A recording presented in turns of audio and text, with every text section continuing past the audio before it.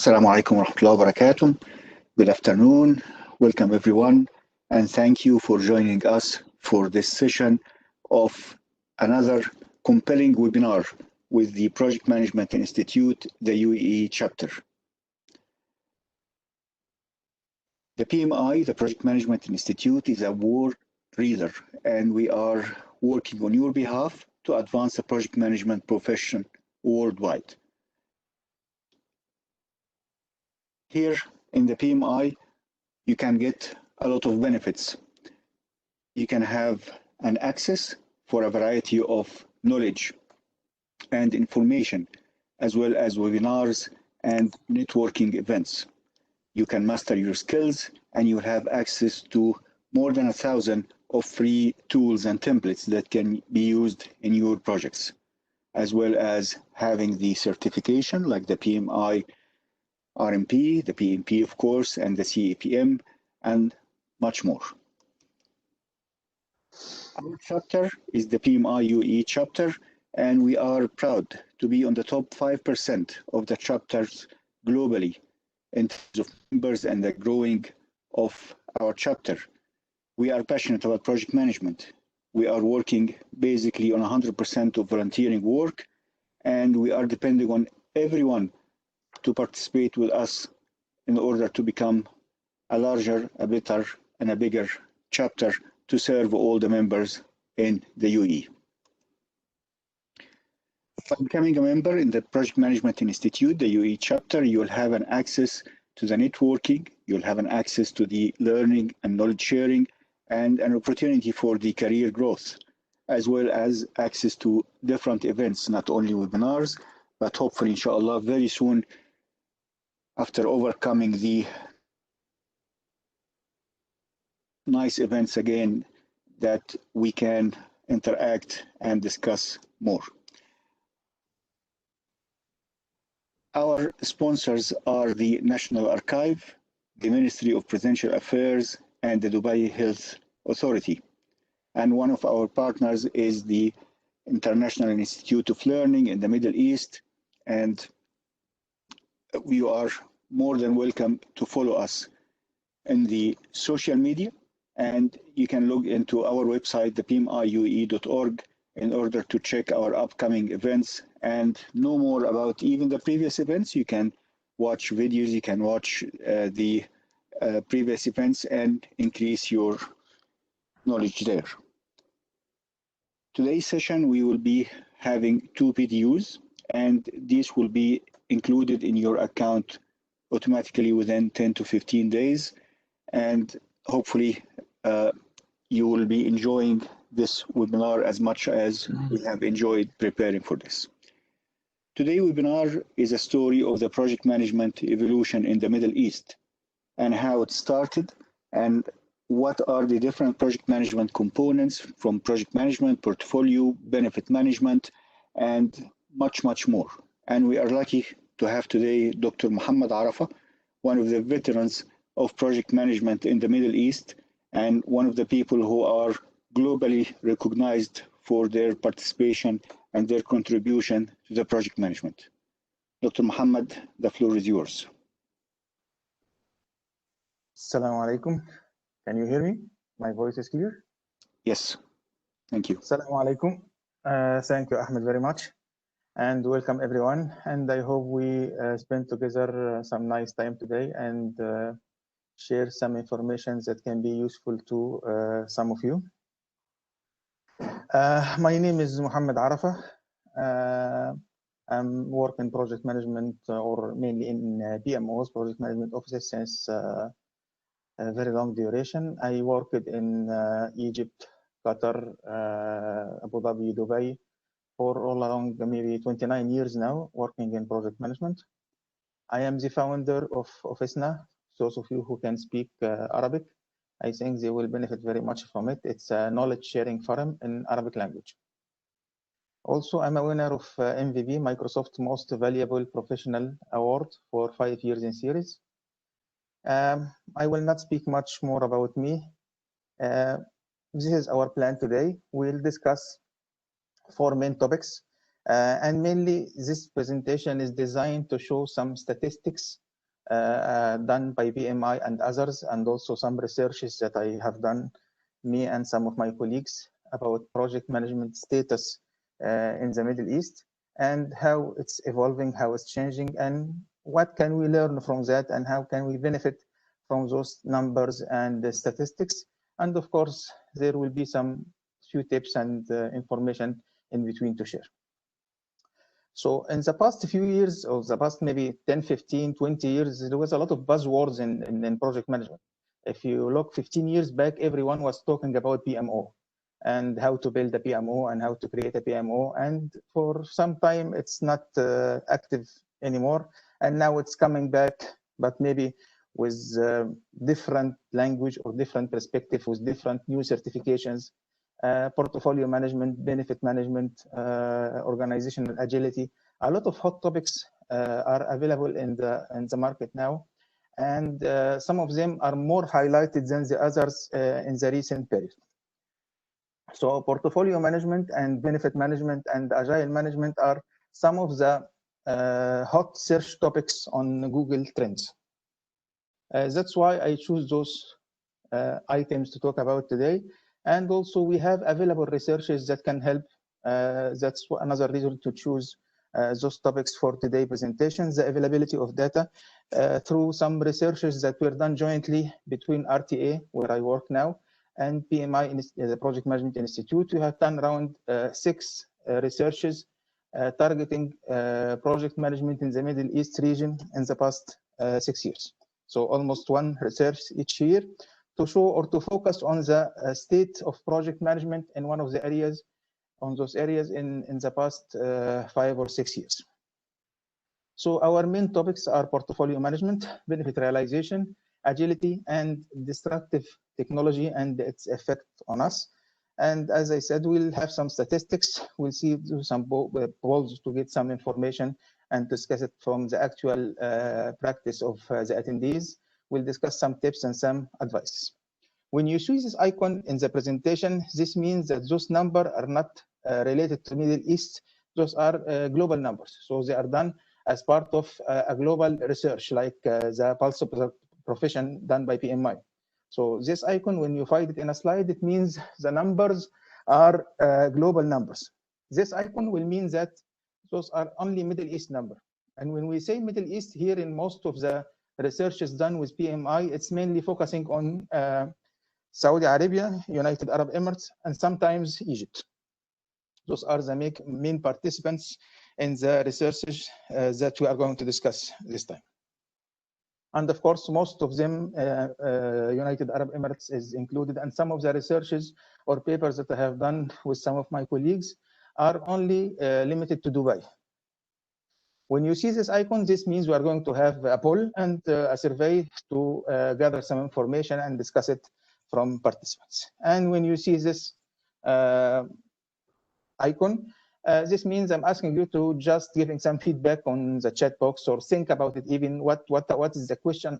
Think about an answer to the questions that I'm giving to you. But of course, this is not a poll or a survey, because we have to limit the number of surveys or polls during the presentation due to time limitation.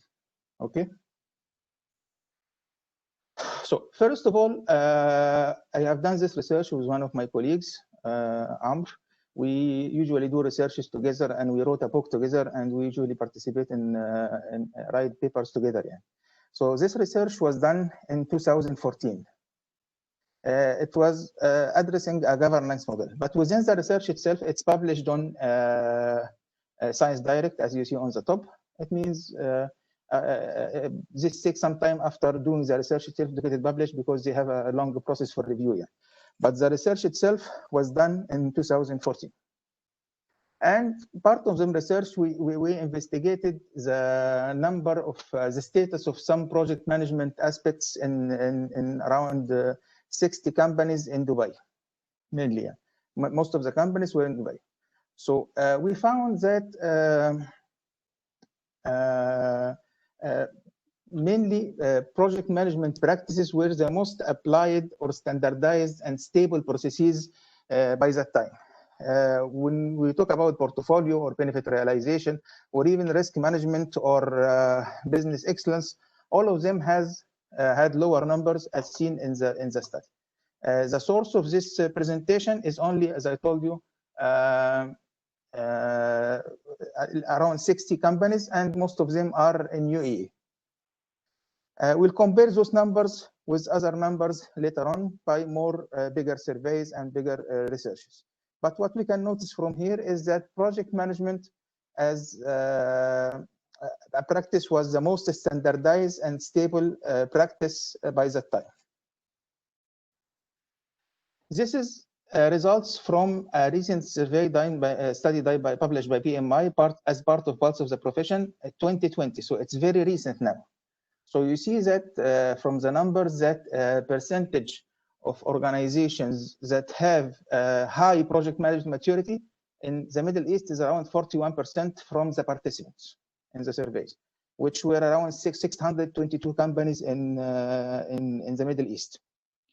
So project management still very high. Program management less, 33%, portfolio 32%.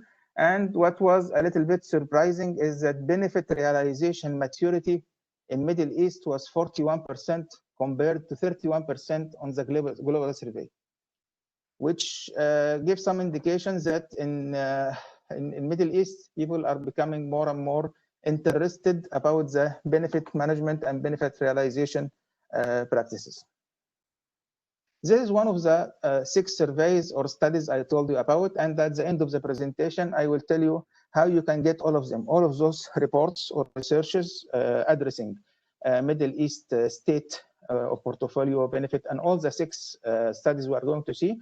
I will tell you at the end of the presentation how to get the full reports and go through it and use it as you want. It's all available for free. As part of the portfolio awareness study, which was done in 2015, it was the companies in the Middle East, you find in this survey were around 150 organizations in Middle East included in this study. 31% out of those organizations had 1 to 3 portfolios, and 22% had 4 to 10 portfolios. And the average portfolio size in the Middle East, how many components of portfolio, like projects or programs, were around 35 per portfolio, which is almost 1.5 double the numbers in the Middle East in the global survey. So in the global survey, it was around 24, and in Middle East, the number of components or the number of the portfolio size 35 project or program in the Middle East. So we'll start our first poll. You'll see a poll now. Please participate and tell us your assessment to the level of portfolio management capability of your organization is ad hoc or getting started or structured. So you have a survey. We'll leave it for a few minutes. Please participate.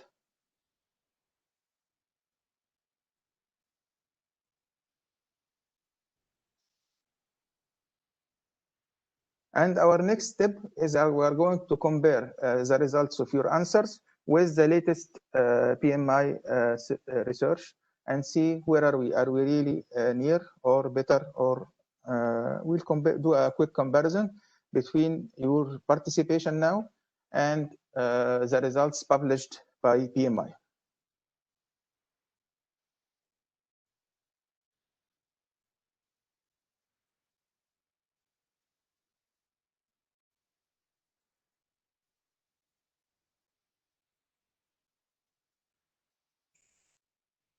So I see still many of you did not participate. Are you going to? So maybe 60% now participated in the poll.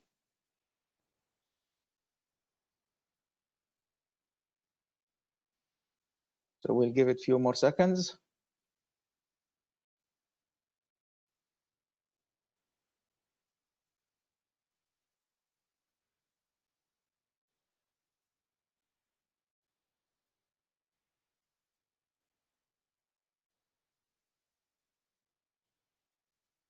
So please, Ahmed, if we can close it to proceed.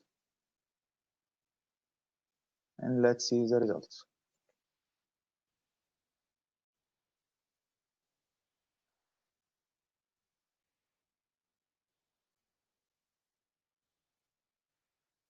So closing the surface takes some seconds. So in few seconds, you'll see the results now. So from the results, we see that most of the attendees are having ad hoc getting started. 18%, 18 out, so 18 ad hoc, 20 getting started, 18 structured, established 10, optimized 8. So the majority is less than average. Yeah. So we less than average. So we have the biggest number in getting started and ad hoc and structured. If we compare this, so can we close the survey, please, Ahmed?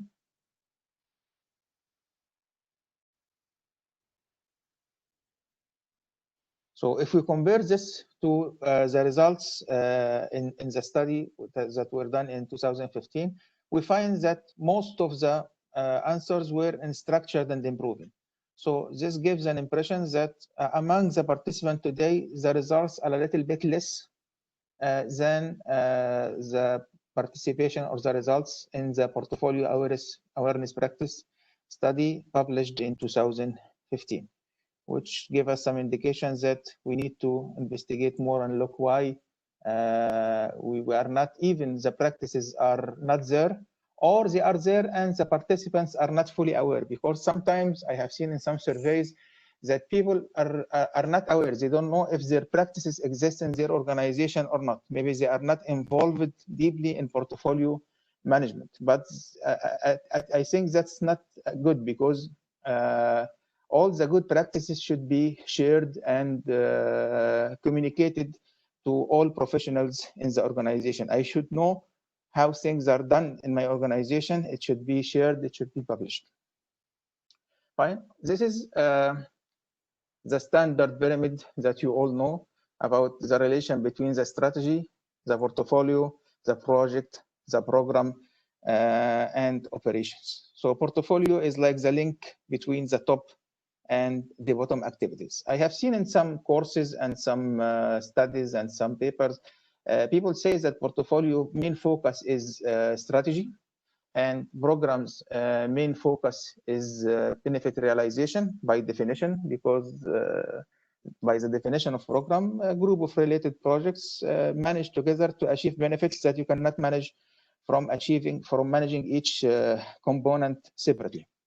And the project's main focus is deliverable. But we can a little bit discuss this more. Initially, when project management started, we had a lot of projects, as mentioned in the latest book. Pyramids was a large project, building the pyramid. So initially, maybe 15 years back or 20 years back, people were still focusing on the triple constraint: scope, time, and quality. And then I believe almost 15 years back, they started the spread of the project management process groups and the knowledge areas, as per the book, started to be more known and more applied. So people started to know about or to practice in even, at least in my area, which was construction by the time, risk management and communication management and stakeholder management. So they started to get a little bit away from the triple constraint and practice all the knowledge area of projects. Maybe I think around maybe 10, 15 years back around, or maybe more.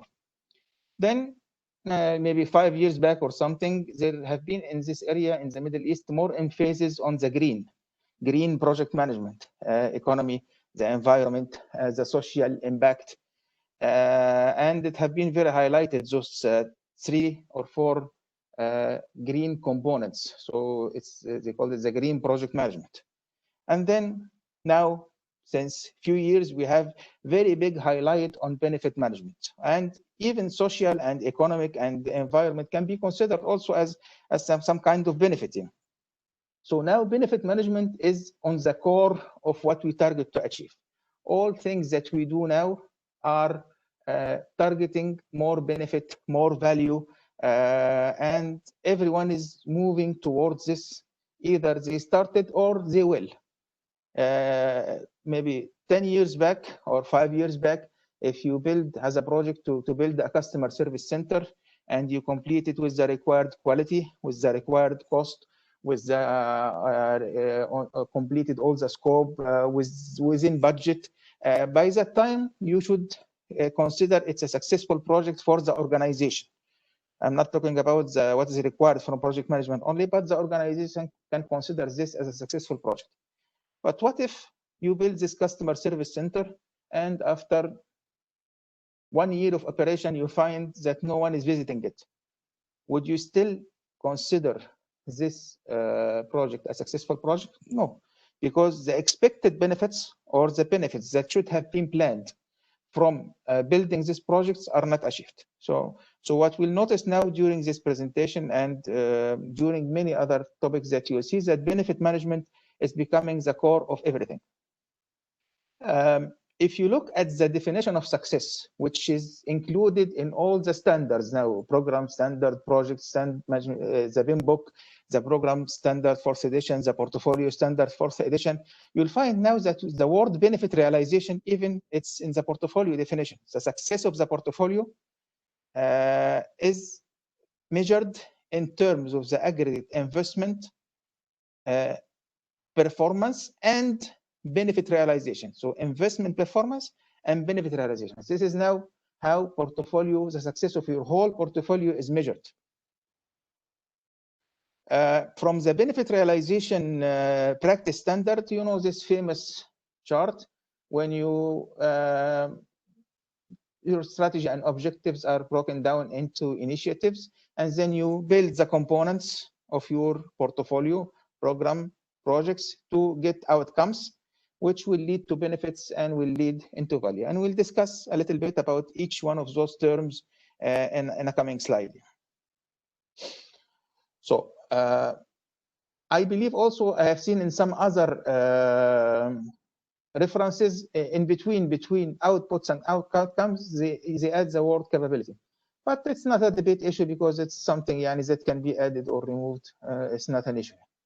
So first of all, the output is the deliverables, what you produce out of your project when you build it. We get a deliverable, a building or a system. Or then the capability is the complete set of outputs. I can have a project to deliver a process or to deliver a manual or to deliver part from a system.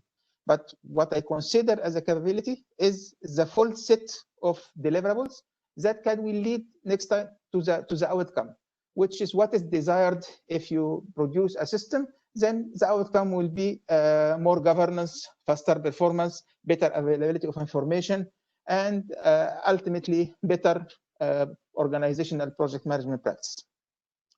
Then the benefit will be the measurable improvement resulting from an outcome. So we need something to measure to tell us why this is justified. For example, I expect to have 15% increase in customer satisfaction. That's a benefit that I want to measure, or 15% for some people of revenue. A benefit that I can measure. Value is the extent to which benefits, either it's financial or non-financial, exceeds the resources. So I can do a lot of work, spend a lot of money, and assign a lot of resources to get some benefit. But what if I spend more than the benefits that I'm going to get, or the worth of the benefit I'm going to get? So in that case, I don't think it's a good situation. So we have to look, you can think about the value like an equation, benefit minus cost. It will give you the value that you gained. By definition of the BIM book, the business value is the net quantifiable benefit derived from a business endeavor. Net quantifiable benefit, something that you get as a net for you. So if you look at the chart down here, I can ask this way, if I go from left to right, why I am doing this. I am doing this initiative to generate an output, to build the capability, to make an outcome available, to achieve a benefit which has some value, which will serve my objective and strategy. Or I can think of it from the other side also. How I start when I'm planning my strategy objectives. So I look what the values I need to achieve, and then what are the benefits. And you can do it the other way if you are thinking about how to plan and define and prioritize your initiatives. In the portfolio management standard, you'll find here that the relation between the realized value and the strategy is not a direct relation. It comes through the portfolio performance area. So this chart shows the relation between strategy and portfolio performance as per the 4th edition of the portfolio management standard. But I think this one is more easy, as discussed today with Ahmed, that organizational environment, portfolio review and adjustment here in between, you'll find that the portfolio value decisions will affect the program and projects. And at the end of the day, you'll get the business value realization when you complete your programs, portfolios, and output and achieve the benefit realization. This will, you have to analyze it and reflect it back on the strategy. So everything is linked around the realized value and the realized benefits. So if I want to change the previous chart, I might think of it this way. And instead of having, I think the focus is all of what I am doing, all the focus of my organizational project management can be the benefit and a little bit change to the previous chart here. So if we look at the 2020 edition of the Pulse of the Profession, this study, more than 3,000 organization or project professional participate in it, and it has very valuable results here. So this is the 2020 status. We have seen some results from previous. Now in the 2020, what do we have? You'll find here that the percentage of projects meeting goals is around 70%. The percentage of project completed on time is always around 50 to 60 to 70, never exceeded this. Percentage of project completed on budget, around 60%. The percentage of deemed project failure is around 13 or 12%. So very near results between the Middle East and the global results. But we can notice that there was a little bit difference in what is called in the surveyed or professionals, what is the primary cause of project failure. So we see here that we have 13% failure and 12% failure of projects. So what is the root cause behind this? This was different between the global results and the Middle East results. So in the global results, the main reason was the change in organization priorities. 37% of participants identified that the change in priorities of the organization is the main reason for, or the primary cause for project failure. But it was not the same for Middle East. For Middle East, it was poor requirement gathering and management. And actually, that's one of the areas that have been also highlighted very much in the past 2 or 3 years when we got the new business analysis certification and the people starting to get business analysis out of IT. Before that, before a few years back, when you say business analyst, for us or for me, is that someone working in IT. But now business analyst is becoming a more known, a more required job, and it has its standard and things to learn. Yeah. It's very interesting, by the way. So the criteria in your things, what do you think yourself now? Take just half a minute to think with me. I will not do a poll for this, but what are the top 3 criteria used for decision making in your portfolio? When you make a decision in portfolio, when you select a project to do this year, or when you assign more priority to a project, or when you stop a project, or when you replace a project, what is the main criteria behind your decision? So think about it without typing, or if you have something in mind, please add it to the chat box. We'll not do a poll, we'll not display the results, but just think about it before I tell you the results. What are the top 3 criteria used in decision making in the portfolio?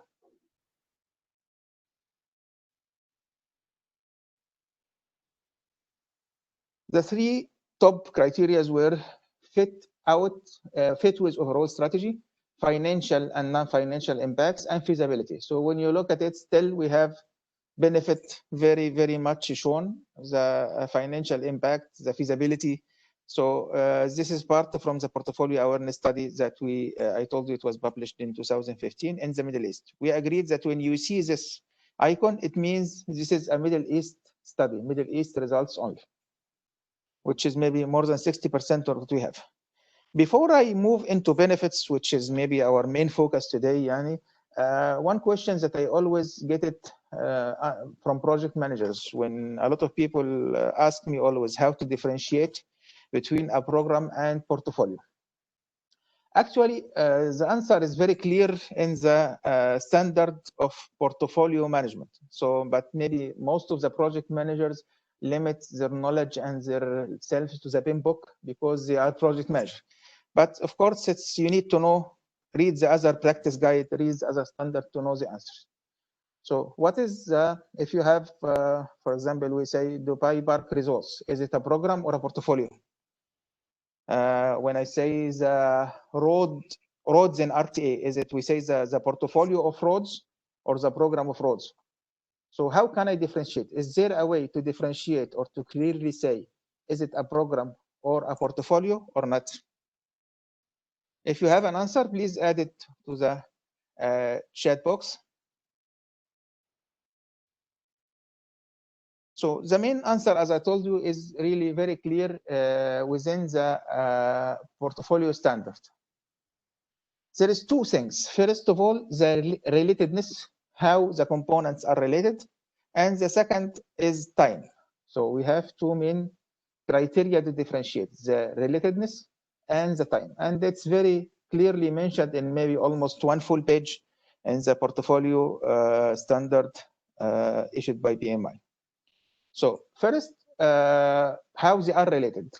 By definition, the program, you have the components are interdependent and you manage them together to achieve a benefit that you cannot achieve from managing one component alone. So the components in a program are interdependent. While in a portfolio, it might span along a variety of diverse initiatives. They can be independent or they may not. It's not a condition.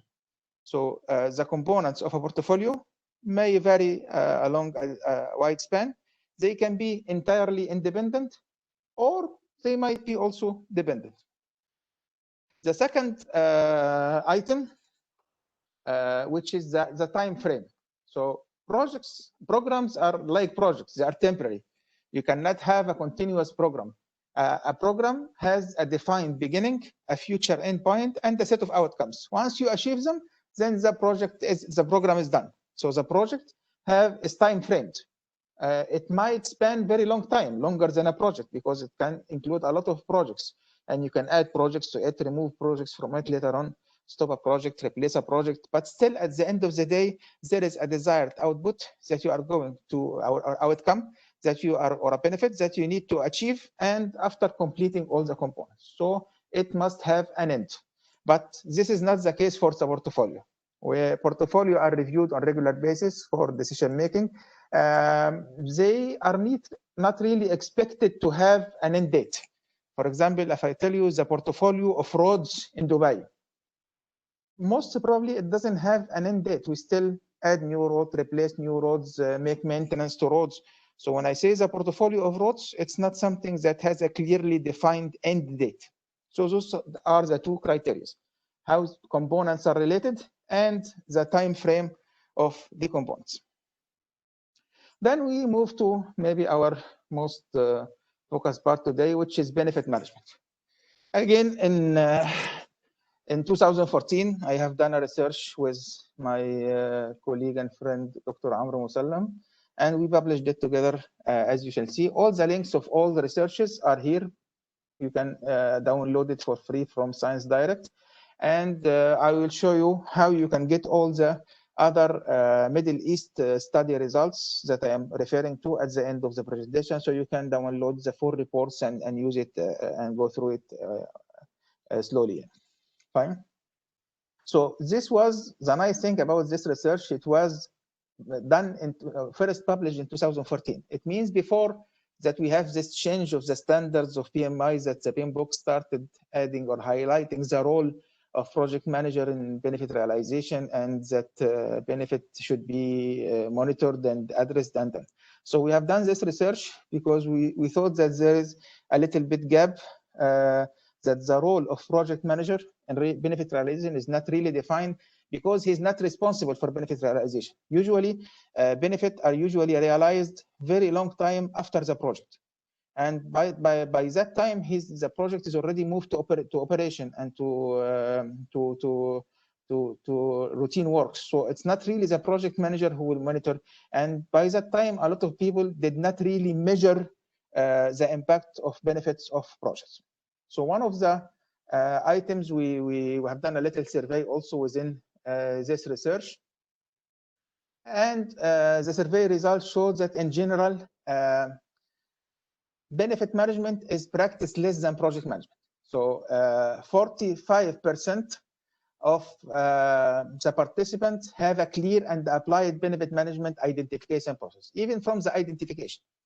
So some people have lack, they don't do maybe good performance review after the end to make sure benefits are realized or not. But here, even from the beginning, people don't identify the benefits and don't identify KPIs for benefit realizations. They don't have a benefit realization plan, as you do not evaluate the benefit realization for completing projects. So 31% only from the participants had do the evaluation of benefit realization at the end of the project. This is long time back now. We see that the percentage have increased a little bit more, as we discussed from the PULSE results. And also this research is published, and you can download it and see all the components of what you can check in it. So as per the PULSE Profession 2020, in Middle East, 41 of organizations have high benefit realization maturity, compared to 31 only on the global results. So if you check those numbers here, some people who don't have metrics, who don't have identification, who don't have now it's still around those numbers, but they define the high maturity. So there is a slight increase, but I believe it depends really about who are the participants, because at the end of the day, you have a sample, and the number of sample gives you the results who participate, and the more the sample size increase, the more it gives you more trustability. So that's why PMI results, which are here, are should have more weight than what we did in 2013. So this should be more realistic. So currently, 41% of organizations have high benefit realization maturity. But this is talking about maturity. Here we're just talking about, are you doing the component of the practice or not? But here is maturity. Maturity, this means that the numbers, those numbers can be more. I can have benefit identification, but it's not mature. Fine. So one of the things that I would like to share with you, because many people don't know about it, is the ROI methodology. There is something called the ROI Institute. You'll find the link here. They have done very distinguished job in identifying a methodology for measuring the return on investment. So you can think about a return on investment as like we talk about value. So it's the nice thing, they have a very nice 5-step methodology to identify and to monitor benefit.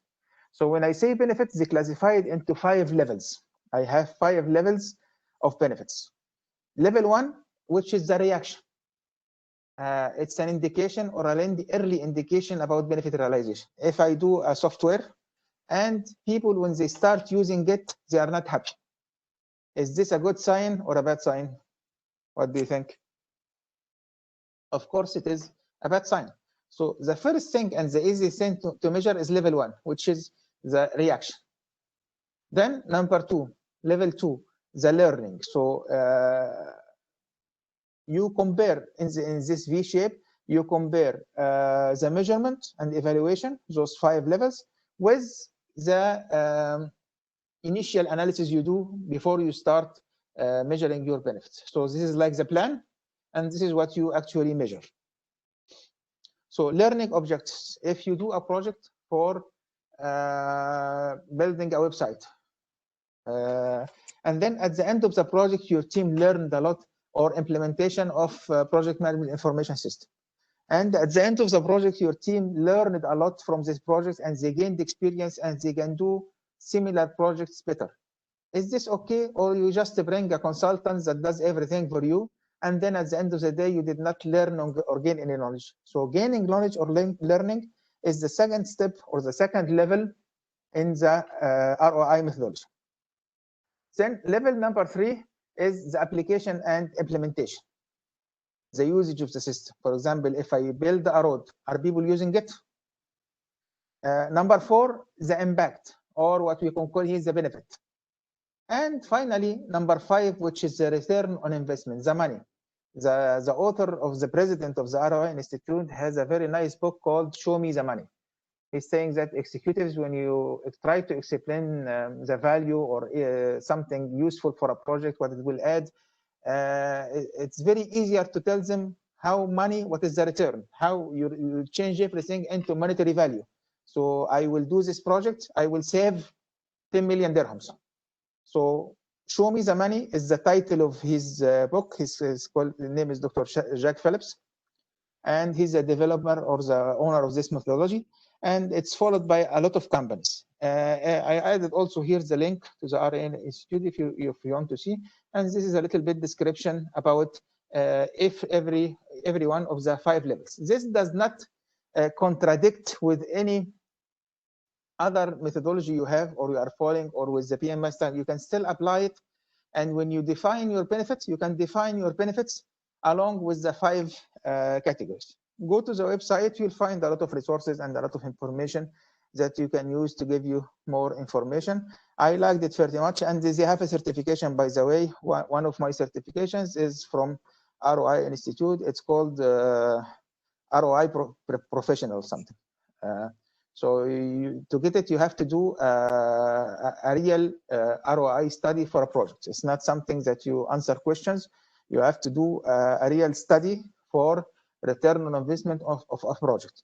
And at the end of the year, all the submitted projects, you can participate in an award. They have a yearly award each 2 years worldwide. What is one of the awards is Best ROI Impact Study. So in 2017-18, I'm happy to say that me and my colleagues Amr and Yasser, we won the first prize of the Best ROI Impact Study Award. And this study also is one of the published about a project, which is Organizational Project Management System in RTA. So in it, it's a system, Project Management Information System, built using Agile. And we have done the complete ROI study for it to prove how much worth the project is. But of course, the ROI study is not published. What is published here is a case study about the project. And also, one of the things I will show you how to download if you are interested to see this case study about this organizational project management system in RTA. But based on this system, we won the first prize as the best ROI study, impact study worldwide. And it was very much appreciated as a study because we have done it to the full-fledged, to prove that this system is worthy. And we measured the results of return on investment on this system.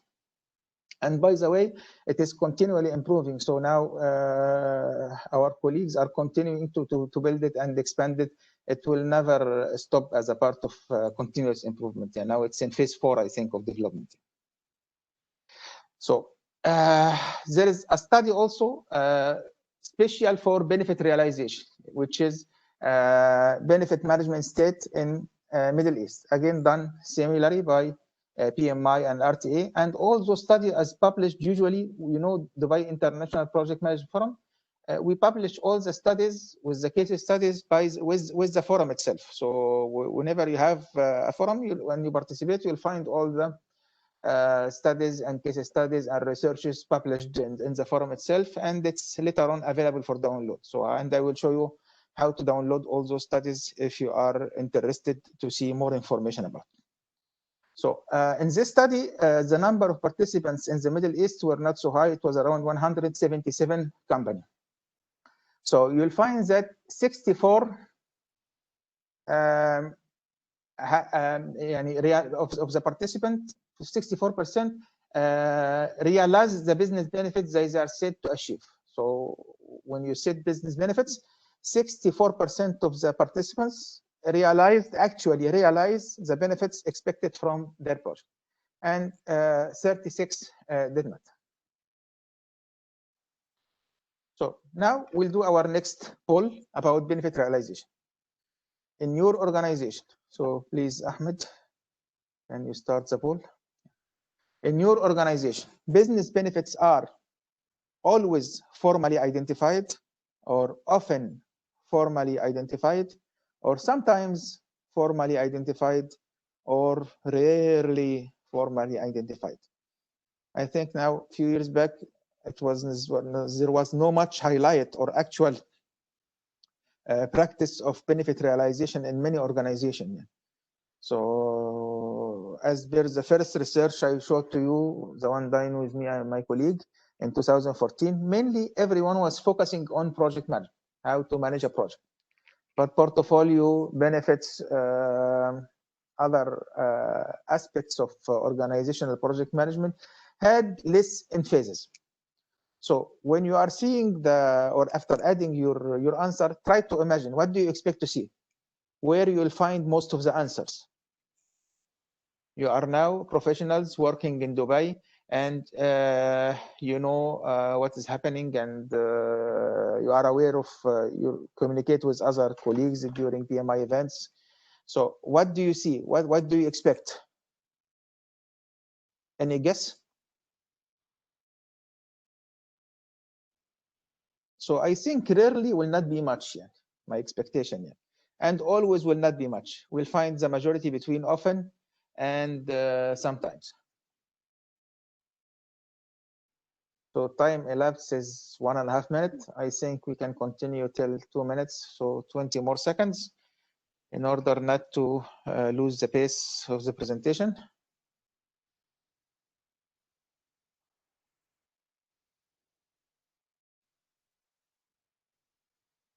So I see that the counter has stopped. So we'll see the results. Wow, mainly no answer. But it was always almost uniform. Yani only the less is answer number D, which is rarely. So most of the participants are equally between always, often, and sometimes. So maybe let's say 20%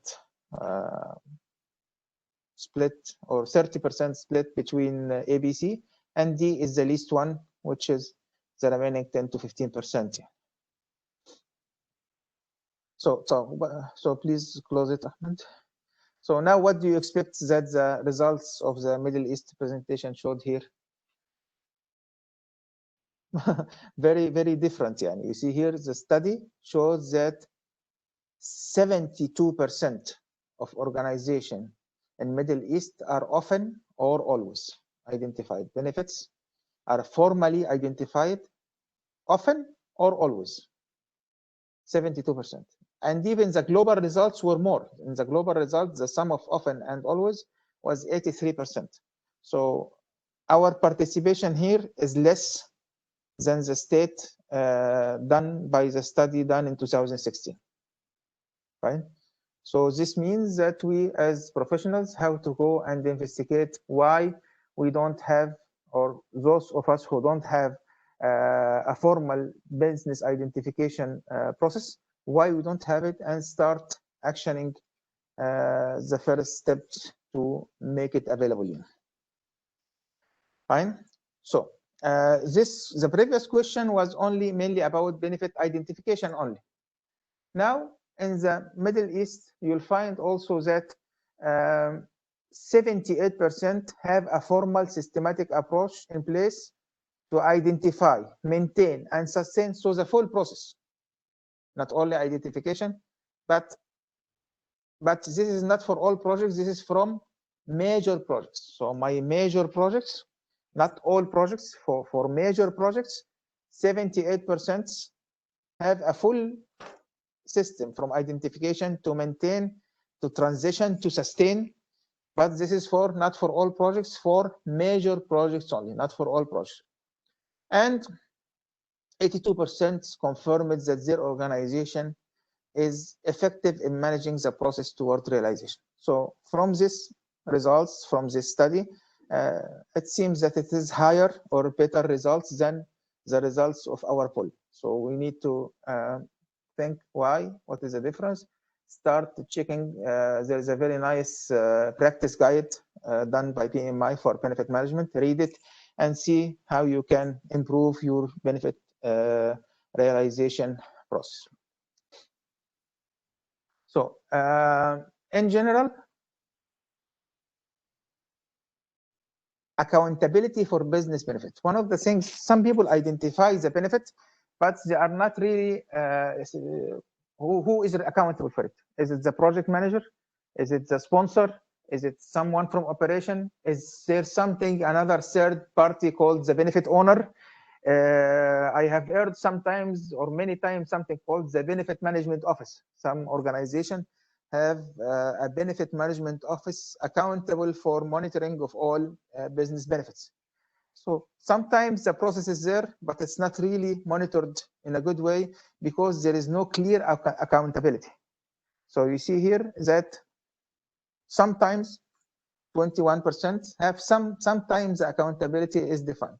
The fact that it's defined or not will have an effect, but it's not, of course, the main thing. Yeah. But it's good to know that in 38%, it's always identified. Then, benefit management is some kind of a new practice, and it should be a little bit under the eye of management. So when it's doing good or doing bad, is there a reward towards this? Or is there punishment if it's not done correctly? So 72% confirmed that achieving benefits from major project has an impact on promotion in Middle East. So we agreed that when you see this icon, it means you are talking about Middle East, and the reference to the study is here, and we'll discuss how to get them at the end of the presentation. So 72% say that confirmed that achieving benefits from major projects had an impact on promotions.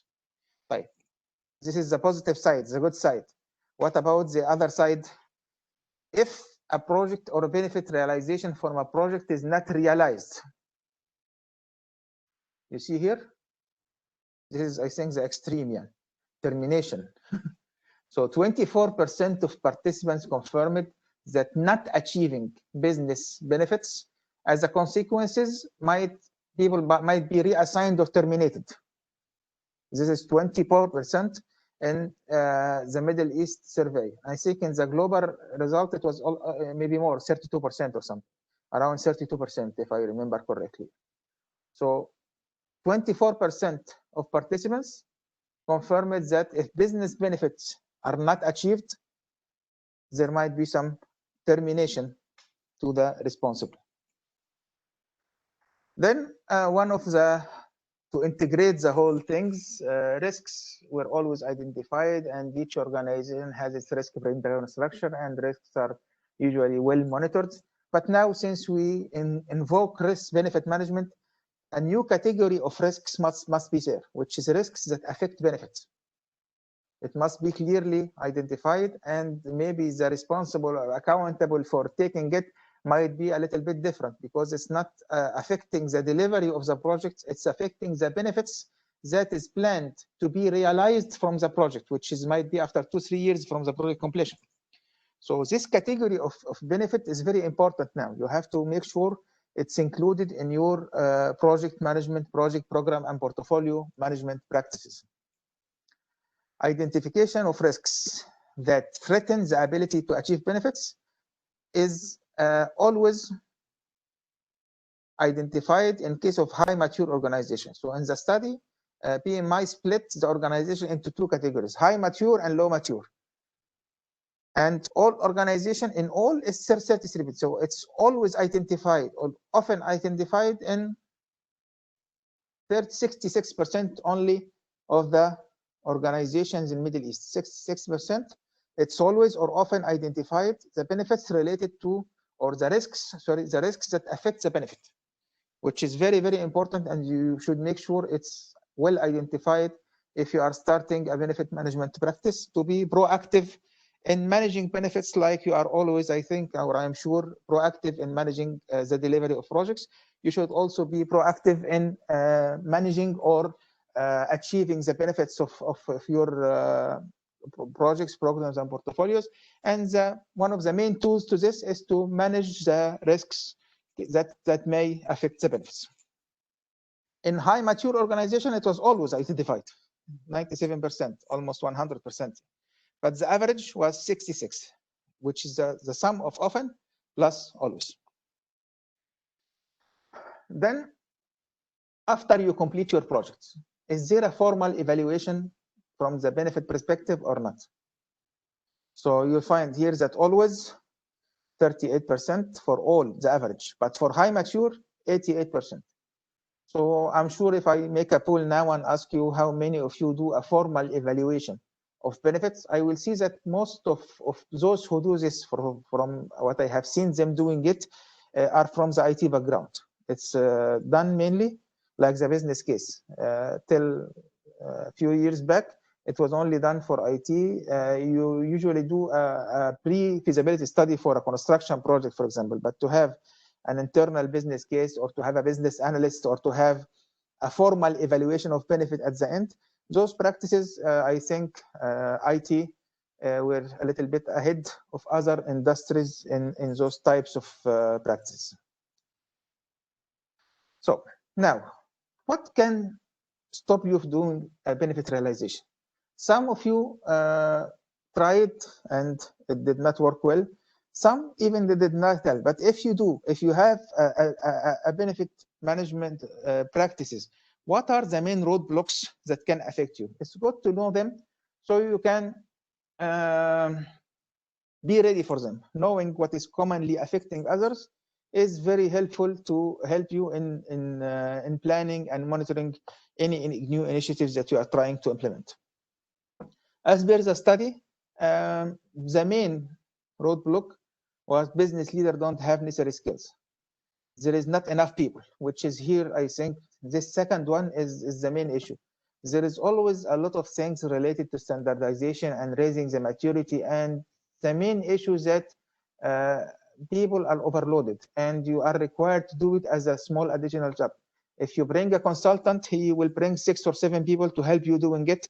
But if you do it yourself, it might be better, but you can't find resources to do it. So I think the main roadblock for any new practice or any new implementation is that there is not enough resources to do it. Other priorities. Lack of understanding. There is no one accountable. It's each department say, this is not my benefit, is not mine. I have to deliver the project. I don't care.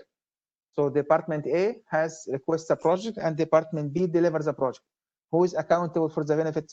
Usually the business owner should be accountable, or someone who will operate it to after completion of the project.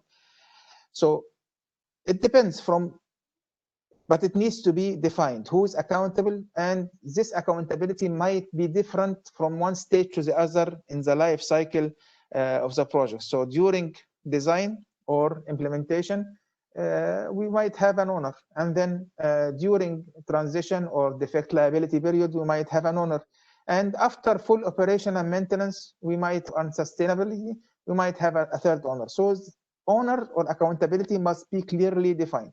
So if you are starting, start by high level benefit management policy and try to identify who's accountable for what as a starting step, yani, before you go into details.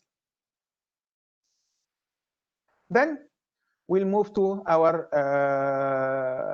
third part in today's presentation, which is agility state in Middle East. When someone talk about the word agile or agility, we have two main things. Sometimes people confuse them. They are related. I have organizational agility and I have agile project management. And in organizational agility, you might use some agile approaches within your plan or your implementation of organizational agility. So agility in general is, I think, the hottest topic these days. Everyone wants to be agile. Everyone wants to have an agile transformation. You need to enhance your processes, make it faster, easier, more easy to respond to market changes, and everyone is trying to do something, I think, about it these days. So 15 years back, everyone was trying to do a PMO. Now everyone is trying to be more agile. And the real challenge is in organizations which do not have previous software experience, because people who work on software have somehow practiced some agility in agile approaches in managing projects. So some of the backgrounds are there. Yeah.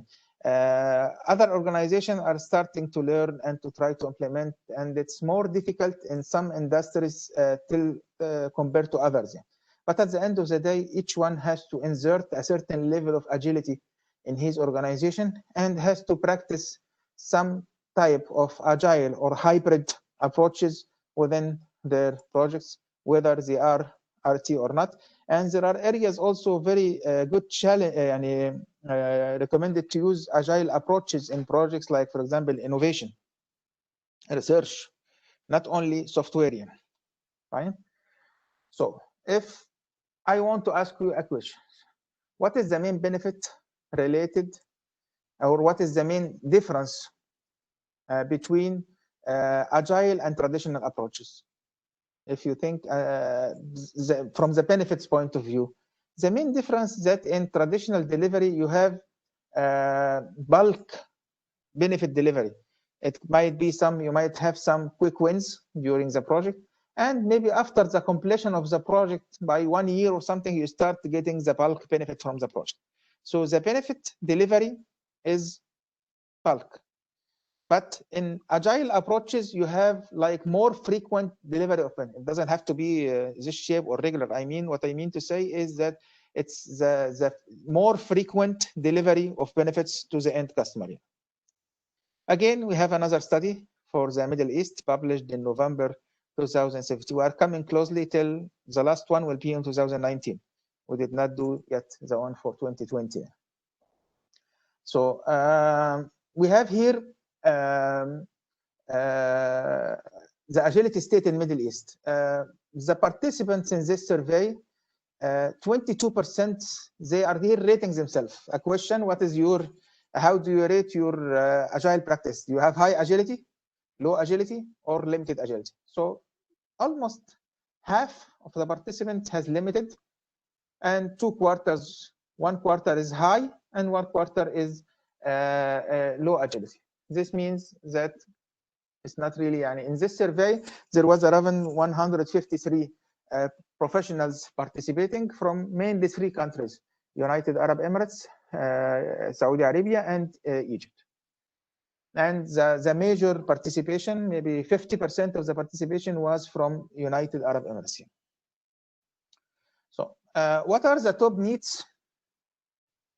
What are the top needs to adapt agility in the Middle East? People found that, as per their response to the survey, need to improve the experience of our customers. And if you look at the other one employee here, address evolving customer expectation. And I personally believe those 2 are the most important reasons for going to agility. All the other reasons highlighted in the survey are valid, but I think it's very important to enhance the customer experience and meet the customer expectation, which will of course lead later on to grow revenue and improve retention, improve satisfaction. But this is the results of this survey for the Middle East. So I think the blue ones are very, very important. So another questions: what are the top 3 reasons to increase the level of agility? So this is part of the Pulse of the Profession 2018. It's a little bit 1 year later on. There was people identified the main reasons to increase project agility in their organization. So what are the reasons? Why? What did you increase the level, work on increasing the level of agility? What do you think those 3 levels are, or 3 top reasons are? The first one was desire to innovate. 52% of the participants identified the desire to innovate as a major reason for applying agility in their organization. And 50% leadership mandate. And I think I need to stop here a little bit. It's very good to have leadership support, and it's one of the very important success factors for making any change initiatives. But this doesn't mean that it has to be, it can be enforced. You cannot enforce a major change this way. It has to be, you have to get a certain extent of people buy-in. You have to sell it to them. You have to get them involved. You have to make them understand the reason. But to have leadership mandate as a main reason, I think it's not really optimal yet, if I understood it correctly. Then, changing customer demands. Of course, if you have a customer that has changing demands, you need to be more agile to be able to respond quickly and accommodate the customer requirement. Then, those are the top 3 regions for increasing the level of agility in organizations in Middle East as per Pulse 2018. Then, the next poll, in your organization, level of agile practice. When you adopt agile practice in your organization, did you try? Did you really try some practices? So Ahmed, please, if we can start it. You have successfully adapted it and it's working good for you. You tried some practices, but still more to go, or you did not adapt yet, but planning to start. And number 1 means we don't care, we are not, and we don't have a plan to do any of the agile practices in our organization. One of the things that we need to consider here, which is a very famous word, difference between be agile and do agile. Agile or agility is mainly a mindset. People have to understand the benefits, like to do it, appreciate it in order to be successful in it. It's not something that let's have a startup stand-up meeting, so we are agile. It's not we have a backlog, so we are agile. I have seen projects with backlogs and there is no agility in it at all. We have sprints, we have backlog, but it's managed like a very traditional project. Nothing is really changing. So you have to have the agile mindset behind. You have to choose the right team to start with. Don't start heavily. Don't make a major change. You have to use step-by-step baby steps in your journey for change, at least in the start. Tell people see the benefit and feel it, and they can understand that it's working. If you take a pilot, small number of projects with some of your best teams, and you find that it's working in a good way. Of course, buy-in will come easily from other teams in the organization. So start gradually, choose your best team when you are doing agile. Awareness is a key. Engagement, you have to spend effort in explaining to people why are we doing this, how it's done. It's not only an awareness session that you throw out to them some information. We have stand-up meetings. Hey, we'll do stand-up meetings. We'll have information radiators. It's not that you have to make people engaged. You have to understand it to them. And you will find some more tips about this in the case study I told you about our agile projects, how we did, what did we do to engage the team and to make them like to do or to practice the agile, even it was for them more effort and more challenges. Yeah. But alhamdulillah, it was a successful story. That's why we published a case study about it. So the results, 30% did not adapt, 20% did not adapt, so 50% did not adapt yet. 30%, 50% did not adapt at all. 30% of them are planning to. And then 39% adapted some practices, and 10% or 9% only are on the top. They are doing it well. So among the participants now, which are around maybe 100 something, we have only 9% who are doing it in a good way. 39% who are doing it doing it and planning to do more, and 50 did not do anything. part of them are planning to start, and part of them, even 20%, don't care and don't have a plan to start. So please remove it, Ahmed.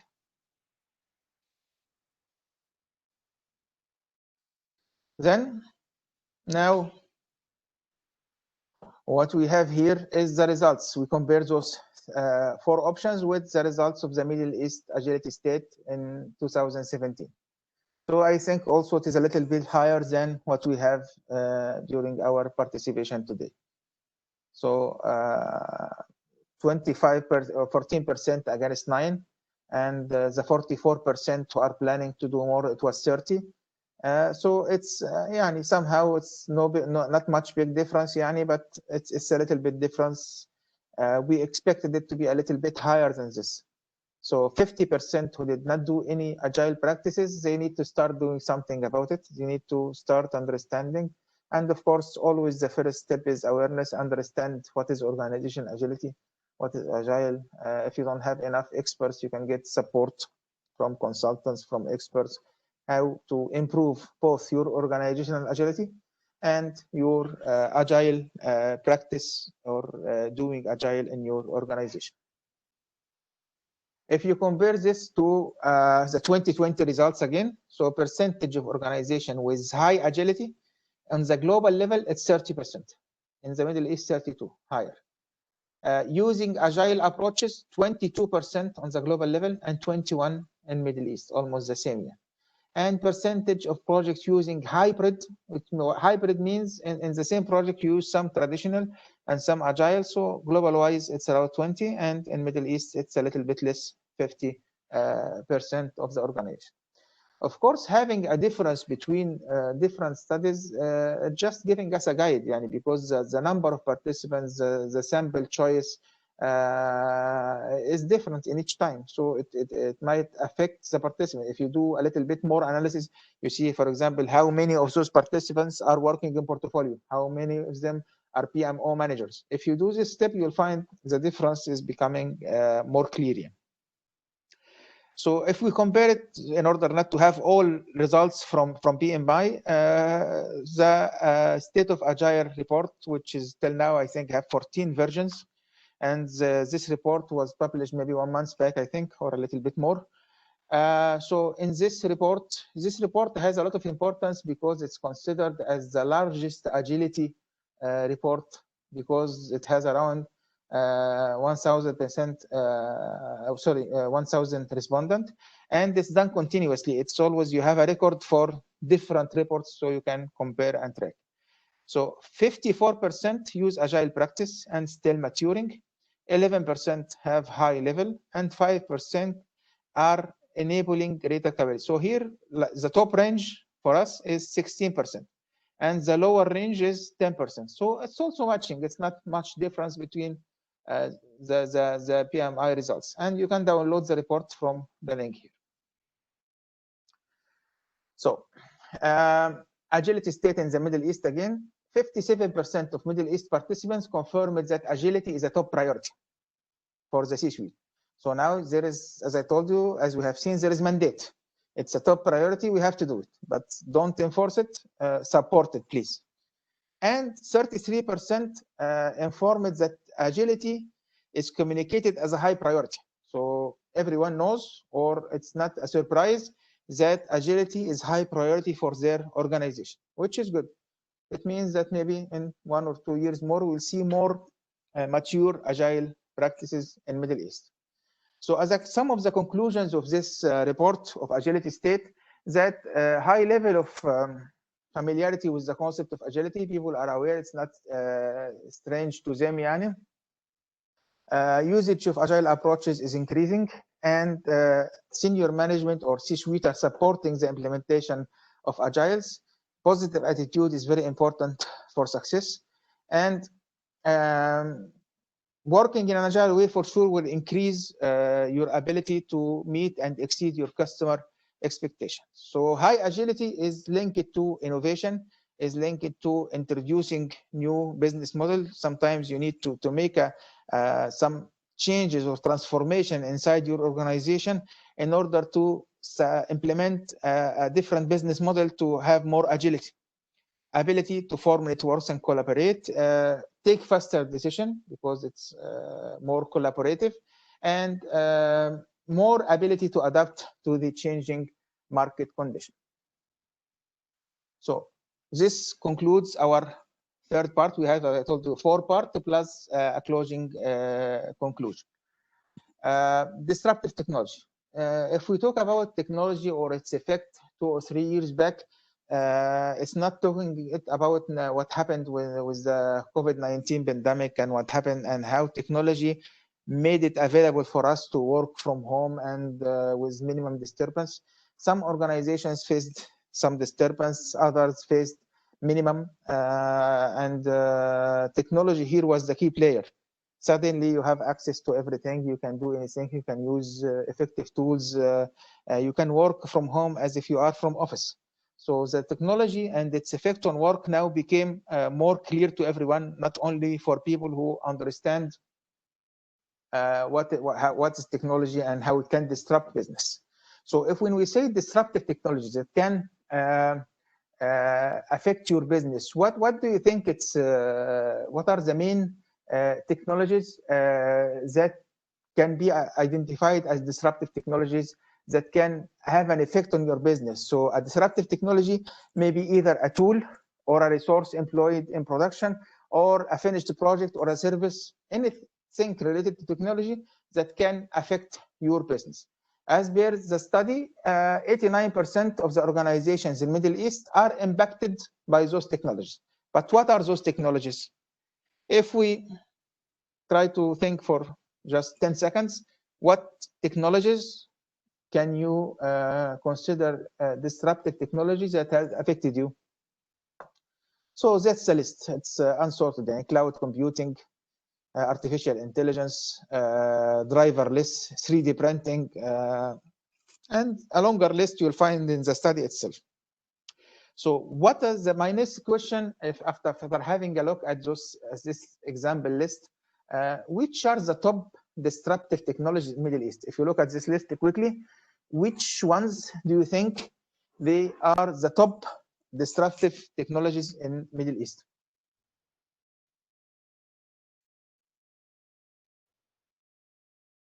The answer is cloud technology, Internet of Things, building information system, and artificial intelligence. And to a big extent, I do agree with the results of this conclusion. Then that's just a comparison between the Middle East and the international, the global results. So it's not always the same. Sometimes, for example, for cloud technology, it has higher evaluation. For global is the orange, Middle East is the blue. And for BIM, I'm happy to see that it's more in Middle East. 5G is more in Middle East. So this is a comparison between the ratings between Middle East and the global. And how organizations expect that it will affect them. So you need to be more competitive, you need to be more agile, you need to have more flexibility, you need to have, it will give you, for some organization, it will provide new business opportunities. You need to employ some new management approaches, like agile, for example, for technology projects to succeed in it. You might change some of your processes. You need to learn more about some tools, add some skills to your stuff in order to really cope with the new technologies. So the how Middle East companies evaluate the actual benefit of disruptive technology. What is really you feel is actually what did it give you? If you implement a disruptive technology, what did it give you? It gave you here customer satisfaction, more customer satisfaction, more productivity, and as you see, other impacts. But I think those two are the top two, which is more, if you use technology, you can be more productive, if you correctly use it, and you can get more customer satisfaction. For me, not going to a customer service center for any service provider is something that I'm very satisfied with. If I'm able to complete all my requirements, all my application, all my paperwork without using an app or a website, or an SMS, I'm very happy. So it increases the customer satisfaction, and they can be more productive in providing their service. Then, how it affects your role as a project manager. You are a project manager working in a Middle East. How did it affect you? How it can enhance your role? You will have more productivity. You will have reduced paperwork. You will have it will drive better decision making, because automation will make everyone easy to capture. I have a deadline. If you don't apply or approve or reject in a system, it's easier to capture. And it increase or advanced innovation opens new channels or new ways to make better enhancement to all your work. This leads us to our last poll today, BMTQ. What is BMTQ? BMTQ. Thank you.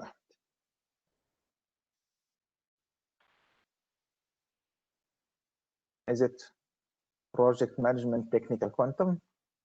Is it portfolio management total quality? And so on. Did you hear the term? I assume you should, because you are the PMI community, and PMI issued a complete research about called BMTQ. And similarly, we have done one also for PMI along with PMI for the Middle East to reflect the main study into Middle East statistics.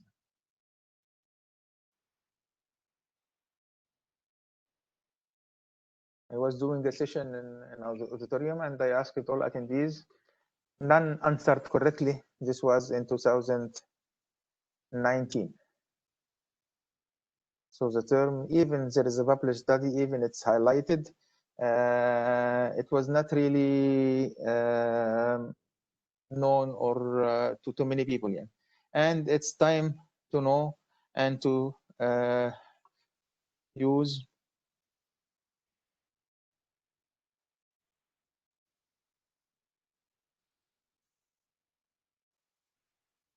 So we'll close at 2 minutes. Still we have, oh, it's closed. Great. Enough.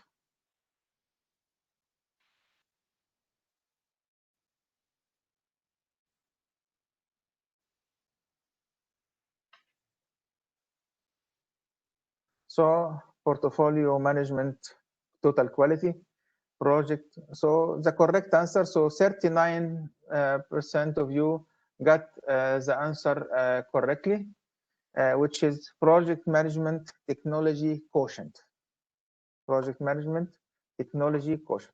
What does it mean? What does this mean? We'll close the survey, please, and then discuss what is BMTQ. So technology quotient, it has two terms, PM and TQ. TQ is technology quotient. Technology quotient is defined as your ability to adapt, manage, and integrate technology based on the needs of your organization. Your ability to adapt, manage, and integrate technology based on the needs of your organization or your project in hand, if it's related to the project. And the project management is project management. So when you merge them together, it refers to TQ, technology quotient with project management. It's the ability to apply it in your project. So I think most of us in the coming period should try to be project management technology quotient to enhance our knowledge and ability and skills and competencies related to technology, and to use that in our project. So similarly, we have another study, the last one. I will not bring more studies. This is the last one. Project management technology quotient stated, and this is the most recent one that we have done last year with PMI. And you see here for the first time, the PMI logo is the new one. In the previous study, we had the old logo. Now, because it's 2019, we have the new logo. So 44% of Middle East participants showed higher interest in inventing in technology. There is a people are willing now to invest in technology, and that was in 2019. Today, I think this will jump to 90 or 95% after what happened with COVID-19 and coronavirus. So the percentage of organization investing in technology to better enable project success. So I invest in technology for better project success. For example, I get a project management information system, something investment in technology, but related to what? To project success. Only around 50% in Middle East and global wise. If this survey is done today, I think people are more willing, but maybe some of them will not be able till recovery is a little bit happening to invest more. But even so, there's hard times in many small organizations, then I think still people are now willing more to invest in technology rather than before. One of the technologies that was top rated is the artificial intelligence, as an example. And this slide is from my Dr. Khalid Hamdi. He presented this in RTA, and he presented it in different other forums about the AI tools and how you can use them in project management. So Dr. Khalid Hamdi is the one who just opened the way for me to learn some AI tools, and then used it in my different papers that I published, that I will added the link for you. And I used it in my DBA study, my DBA research. So artificial intelligence is something very, very, very nice. Please try to learn about it. If you can read Arabic, you'll find some topics in Ofisna, my website. I'm not an expert in artificial intelligence, but I started learning R and Python to be more effective. And there are ready-made tools that you can easily use to get very quick and nice results related to artificial intelligence. You don't have to be a programmer to use artificial intelligence. There is so we have mainly, as you shall see here, 5 categories of artificial intelligence tools. KBS is knowledge-based expert systems, and we have artificial neural networks, and we have generic algorithms, and we have fuzzy logics. Frankly speaking, I only know about this one because it covers all the can be used in most of the project management activities. Yani. So I have used it in many papers. I have used it in my DPA research. This is an example, a paper that is published also, and you have the link on Science Directs. Again, me and Amr together. It's using artificial neural networks for project monitoring dashboard formulation. So everyone agrees that having an engaged executive sponsor is one of the things that make project success. But how to choose the projects that the executive sponsor should be engaged in? You can use very clear criteria, or you can use artificial intelligence to compute it. In this paper, we showed how to use the artificial intelligence to build a model that you add a project to it, add the project attributes. At the end, you choose, does it classify to be sponsored by top management or not, or the level of sponsorship involved. And of course, the paper also is on Science Directs and also available for download. One of the things that everyone should do is to mix scientific research with practice. Scientific research is not only for masters, for PhD, for DBA, for papers. It has to help practice. Organizations now are making coordinations with universities, with research centers in order to implement or merge between scientific research and practice. And my advice to you on the personal level, you have to take one step further in scientific research as part of your technology quotient. Big data tools. For example, I just added to you 2 examples of curves or charts that you cannot easily make without some advanced tools. Here we draw a diagram showing 5 dimensions and bubble size, and it's not easy to do. To show some fantastic curves that look differently. So the big data tools will give you deeper and different analysis and artificial intelligence. So my recommendation to you as a project managers to be more technology quotient is to take one step towards scientific research, either doing a formal research or a paper, or learning only. Learn and use some big data tools and some artificial intelligence tools, because this might be a differentiator soon between people. So PMI has very effective and useful application related to what we discussed. And I have used, as you have seen, many of references to them in my presentation. You can, as a PMI member, you can go and download those documents that I used actually in giving you some numbers and some quotes within the presentation. On the other hand, the Middle East studies that were done jointly between PMI and RTA are all those 5 studies in addition to the case study of the organizational project management system, are published at theipmf.ae. When you log in, you'll find some resources here. And when you choose resources, you'll find all those papers free for them. You'll just add your information, email and name and your data, and you'll be able to download all those studies and even maybe 30 other project case studies and different other things available for free as part of knowledge sharing. Yeah. Also, PMI site has treasures that you have to use. One of them is the free courses, the e-learnings that are available now. If you log to your dashboard and go to e-learning, you can find courses that you have to register in the marketplace that are free. All of those, I just removed those two because those are paid courses. Yeah. But all of those courses are free. You can register and download and make use of it. All of those are free, offered from PMI to PMI members. Yeah. You have also online webinars demand. You have treasure of publications, thought of leadership and parts of the profession. So in the learning and event, you are a member, use your membership and benefit from it.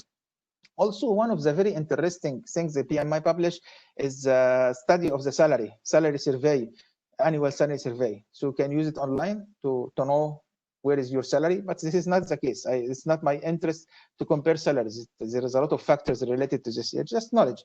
But out of these studies, you can see different attributes. For example, I can check in UAE, what is the PMP status of participants? Where do they work? What is their industry? What type of project? What is their roles? What is their training leaves? How many days of leaves they got? Hundreds of attributes that you can know about UAE and of course other countries from this report, and it's also available for download for free. You can also use Google Trend. I think my friend Lotfi, if he's still with us, he published a few days back on Facebook something about the usage of Google Trends, which reminded me of using it again. So I added the slide showing the different, as an example, if you want to use information now, technology made it available. A lot of information is now at your fingertips for free. You can use it and benefit from it without any effort. I just go to Google Trends and compare anything you want. You can compare for the past 12 months, 5 years, 2 months, any categories. You can compare YouTube in a worldwide, or I can compare in Venezuela. So it's a very interesting tool that you can use to increase your knowledge. Our last part is, after what we have seen, how would the future look like? I will go very quickly through it because I think we are running a little bit out of time. This is from a note that I took. Dr. Harald Krasner presented in DIPMF 2014, had a keynote speech about what project management tools. There is project management version 1 and there is project management version 2. By that time, he did not publish his book yet. So in 2013, he had a very interesting keynote, inspiring about what will change in project management. So those are hand notes that I took during his presentation. You'll have more dashboards and reports. You'll have mandatory use of software. You'll have paperless. You'll have success. Success will be measured by business value creation. This is when, in 2014. More flexibility, evolving and flexible requirements. So those are hand notes that I took during his presentation. Then the next year, he was presenting a book that he was going to issue. Next year, in 2015, he actually issued the book, and I took my freedom to expand my note a little bit. So access to information will be life. Role of software will be mandatory. Definition of success will be business value created. So I took those, after I wrote his book, I took my previous notes and just add some handwritten notes. So I thought I should raise it and discuss it with you, Yani. And the book, of course, is available. It's a very interesting book if you want to see it, Yani. You can buy it, of course. And one of the things here you see, project evolving and flexible. So he had a very good expectation. Yani Dr. Harald Krasner is one of the, I think he's the guru of project management now, and his books and advices and keynotes, I hope we can see him again soon in the IPMF again, once again. So one of the things that this study in 2015, the use of software, I was surprised by the time that project management was the main usage of software as per our study, was in project management. You see, in benefit management, 5% only participants then they have a tool, a software to use benefit management. 8% they have a tool for maturity assessment. 22% only said they have a tool for portfolio. But I don't think now we have EPM and enterprise project management tools. I think this is now a little bit increased. Yeah. But really what surprised me is in this survey in September 2018, the tools used by projects to deliver disruptive. So I am using a project to deliver disruptive technology. I found that spreadsheets came on the top. Actually, this was a little bit shocking to me. Then followed by Microsoft project. I can understand this, but having spreadsheets as a tool to deliver, this is also a sign of agility, a sign of simplicity. No need to complicate things.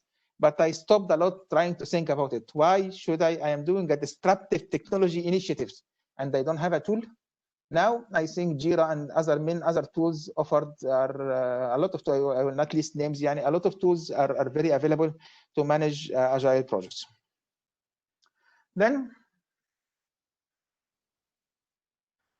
what skills are the one? Before that, we have mainly the technical skill. In the old days were mainly highlighted. You can do risk management, planning, cost control. Now the PMI talent triangle, the technical, leadership, and business were highlighted. And nowadays we have a new category called digital skills. It's also maybe PMI later on will change the triangle to be four angles or four quadrants here. Digital skills are becoming now, because of disruptive technology, more and more important. And as I told you, you have to use and start seriously thinking how to increase your digital skills. This is, as we agreed, the global results. Middle East results were higher even for some of them. But for digital skills itself, 50%. I'm sure if today we do this survey again, this 50% will jump to 90% after the COVID-19. So you'll find this in the presentation, the digital transformation and project management framework. How the digital transformation will affect the project management frameworks. So we will require more project management to have business analytics. So business analysis and business analytics experience will be required more. So think about studying the business analysis requirements. Involve in value delivery, project manager.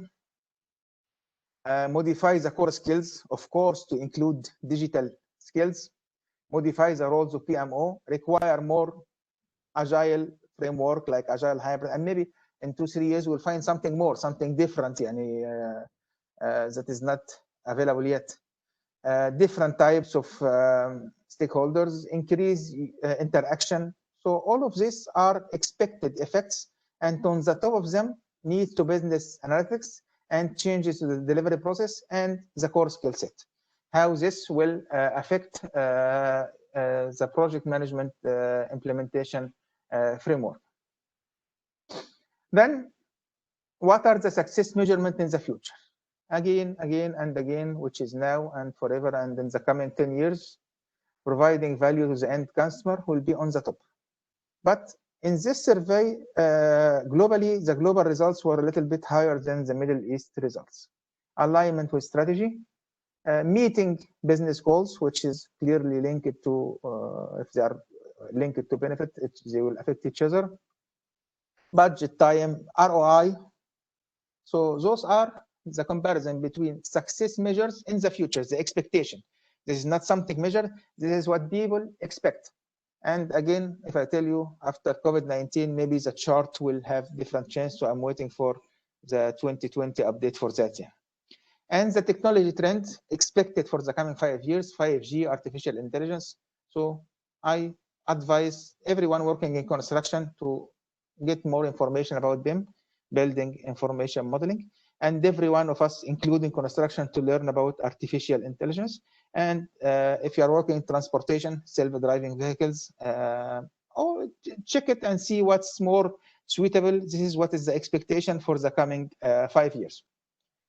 So the major expected changes from the global survey: adoption of new technologies, more agile, faster delivery, specialized knowledge, artificial intelligence, smart softwares, it's the same. All are the expectations for future are almost the same, and towards delivery, agility, benefit realization, and delivery. I'm done with my main part and just want to wrap it up and close with two things. We have discussed a lot of things. I have talked too much, and I just want to wrap it on two slides. One, you as a person, what you need to do, and what can you do in your organization based on all what we discussed. It's not just listing numbers and listing future expectations. Some of them may be accurate, some of them may be affected by the sample size, but at the end of the day, we can get something out of it. What can we to wrap up this presentation? What can you do? On your personal level, you need to work on yourself. It's never too late. Look at learning, either digital skills, do a scientific, do a master, do a PhD, do a DBA, do a research, target publishing papers. Think about merging your knowledge in project management with a research and scientific approach, and prepare a paper, for example, and publish. It's very, very much recommended to work on your technical skills.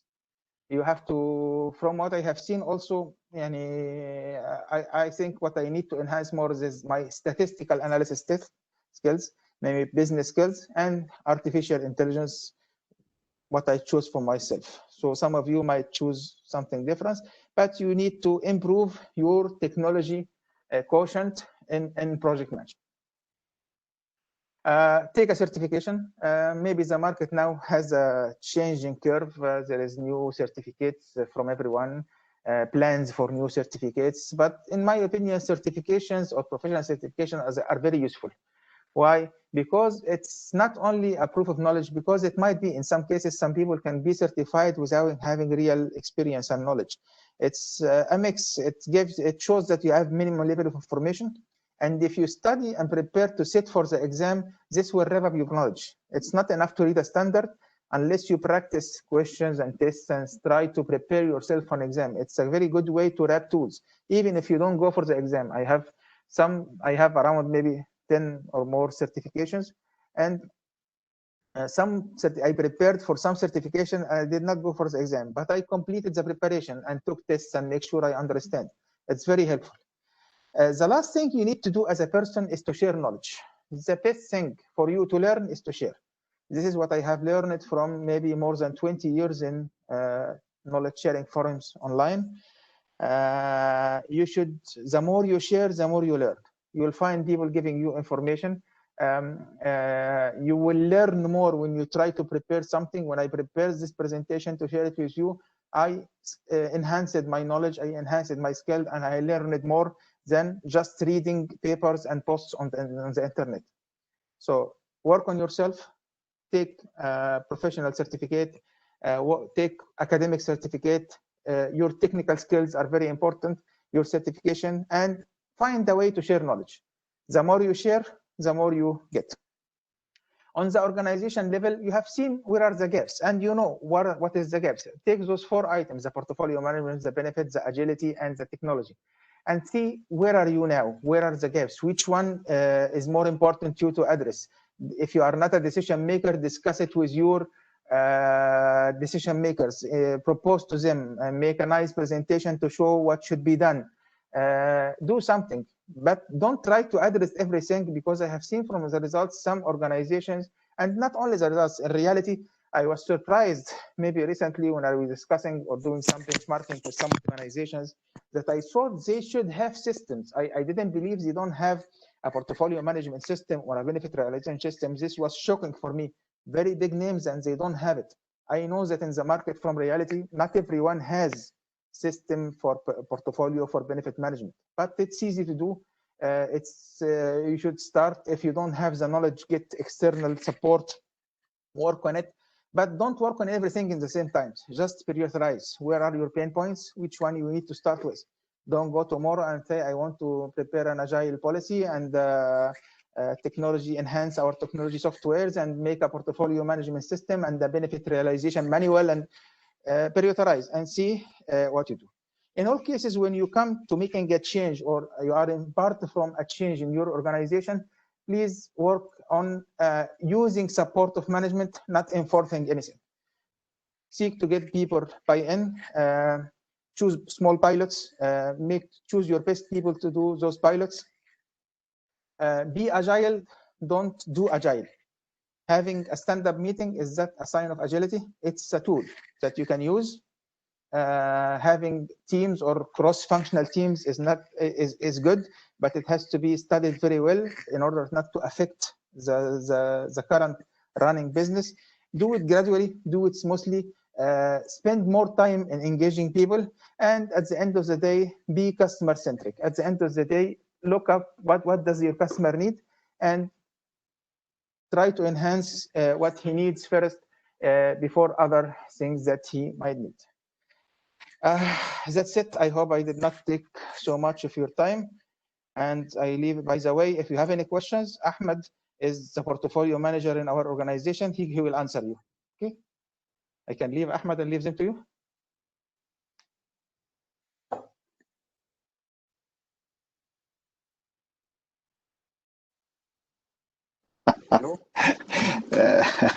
Thank you, Dr. Mohamed, for that. Okay, first of all, thank you very much. It was a great journey. It was an excellent presentation.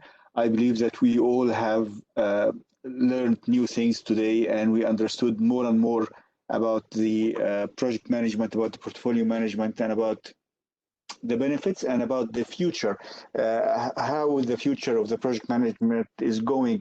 And thank you for clarifying about the agility and what is the difference between being an agile and doing the agile thing. It's really a big difference, and thank you for the explanation. The amount of comments I received about how this presentation was insightful and informative was great.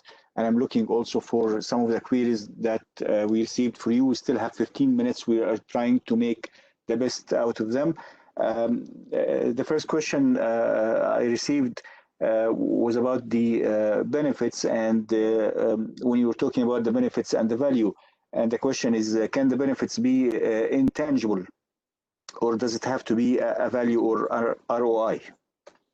Of course, if we are using the ROI methodology, as per the ROI methodology, what needs to be monetized is only from 5 to 10%, because monetizing the benefits is very difficult exercise. It requires a lot of effort, and sometimes it's not worthy to spend all this time and effort to do it. So sometimes, maybe for many projects, we'll stop at the benefit level and will not reach the value monetization or the return on investment, and we'll do it for the important projects only, because it's a very difficult exercise. It's not easy. Then answering tangible or yes, please. No, go ahead, please. Okay. Thank you. Answering, it can be tangible. Of course, it can be tangible or intangible. Tangible is very known to everyone, like money, like stakeholder equity, like market share. And intangible, like goodwill, brand, trademarks, public benefit, brand recognition, good reputation. So it can be tangible or intangible. And what we move up to ROI level or to value level, or if we use the ROI methodology, we'll say the ROI level is around 10% of our projects only, or the most important. You can increase, of course. But why we say 10%? This is a common practice, because this is the most difficult part in benefit management, to transform the benefits into monetized value. Okay, we see a query about the study that you have done with the ROI Institute, and can it be downloaded? Can it be shared? No, unfortunately, it cannot, and I cannot share it because it's an RTA project. If I will check if I can, I will, but till now it's not published. What is published is the case study only. Okay. And of course, it has a lot of information. It's a very big study, but I don't have approval to share it here. I have shared in the chat already the link for the ROI Institute and the EPMO learning, of course, and the Dubai International Project Management Forum, where you can download all these nice case studies. It's really a wealth of information there. One of the queries came about the communication and identifying the requirements, and the question was about the the difference in language and how is it a barrier in the project management between identifying and knowing the requirements and documenting them, and what is the best way to go around this in order to have a better understanding. Language is a big barrier, but can we really go around it? In some projects where it really makes a difference, we even in the RFP itself, we mentioned that we need to have dual language speakers, professional dual language, when it works. For example, here, if you are working in a government organization, initially your official language is Arabic. Sometimes you have to use English because there is certain expertise, external expertise that you need to involve, and sometimes it's too difficult to translate some technical words. So the main rule in government is Arabic. But of course, there are exceptions. So the answer is, if it's essential to you, if you have to do it, then put it as a requirement from the beginning. Having a dual language documentation is a requirement. So at the end of the day, but it has to be professional documentation, because some people bring translators and you'll find a hell of bad translation. It has to be a professional, someone professional who has good language, who can make the documentation in the required language. And it doesn't have to be done through the projects. If most of the team, for example, are English speakers, let's conclude the project, let's do it, and leave 1 or 2 persons working on the translation later on, in order not to affect the progress of the work if it's crucial or important. Yes, yes, great. One of the questions, and I believe that this is an invitation that you will make another session, another interesting session, because I believe it's very difficult to answer it in a simple 5 minutes thing. How to apply the agile approach on the waterfall projects. It is a session by itself, so we can. I believe the best answer will be that you will be invited for another session soon, maybe at least 2 hours to answer this question. Maybe I can. Maybe it's not me the best person to do this, but I have seen a lot of sessions, people talking, especially not only the agile as an, but applying lean in traditional projects. There's a lot. If you search, you'll find a lot of presentations and webinars about it. As I told you, agile is a mindset. You can use some agile tools. You don't have to use a full agile methodology. I can be agile within a traditional project in some aspects. For example, in construction, I can have some agile approaches applied, especially in design stage. If I have what we call a linear project, like infrastructure projects, installing pipelines or making roads, I can be agile in planning. I can have different types of implementation. It's not a rule. It's a possibility, but the important is to have the agile mindset, not to implement or to do agile or apply a full agile methodology. Some project has a mix, like the hybrid. For example, it's a project that has some part of the project, like development of a tool, of a software or something, is using full agile approach. And I have in the same project other parts that can be managed in a traditional way, like building some infrastructure within the same project. So hybrid is also an option here. But as you said, it cannot be answered in one as an answer to question. It needs more preparation and more details here. That's great.